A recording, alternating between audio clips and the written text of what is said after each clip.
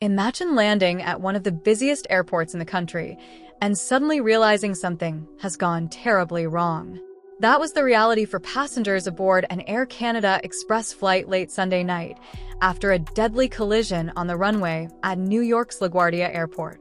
LaGuardia reopened Monday afternoon, roughly half a day after the crash that killed both pilots and injured dozens of people. Officials say Air Canada Flight 8646, operated by Jazz Aviation, was arriving from Montreal around 11:30 p.m. when it struck a Port Authority aircraft rescue and firefighting vehicle on the runway. According to the Port Authority's executive director, Catherine Garcia, 72 passengers and 4 crew members were on board. Both the pilot and first officer were killed in the impact. 41 passengers and crew were taken to hospitals, and while most were later released, several remained hospitalized with serious injuries. The collision happened just before midnight. Photos from the scene show the front of the CRJ-900 jet heavily damaged, its nose forced upward, and debris scattered across the tarmac. Passengers evacuated through emergency exits as the fire truck involved in the crash lay on its side nearby. The 2 Port Authority officers inside that vehicle were hospitalized but reported to be in stable condition.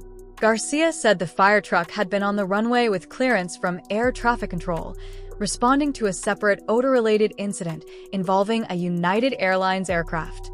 Audio archived on LiveATC captures a controller clearing the vehicle to cross, then urgently calling for it to stop moments later. A voice on the recording can be heard saying, "We were dealing with an emergency earlier, and I messed up." The National Transportation Safety Board quickly deployed a GO team to investigate. LaGuardia remained closed through Monday morning to support that work, reopening one runway at 2 p.m. Eastern Time. Even with flights resuming, officials warned travelers to expect delays and cancellations. More than 600 flights were canceled Monday, many of them operated by Delta, which uses LaGuardia as a major hub. The airline said it would automatically rebook affected passengers and adjust schedules as needed. Leaders in both the U.S. and Canada issued statements of condolence and called for a thorough investigation. Transportation Secretary Sean Duffy and FAA Administrator Brad Bedford traveled to the scene. Canadian Prime Minister Mark Carney described the incident as deeply saddening, while President Trump called it terrible, noting the inherent risks of aviation. The crash comes during an already difficult period for air travel.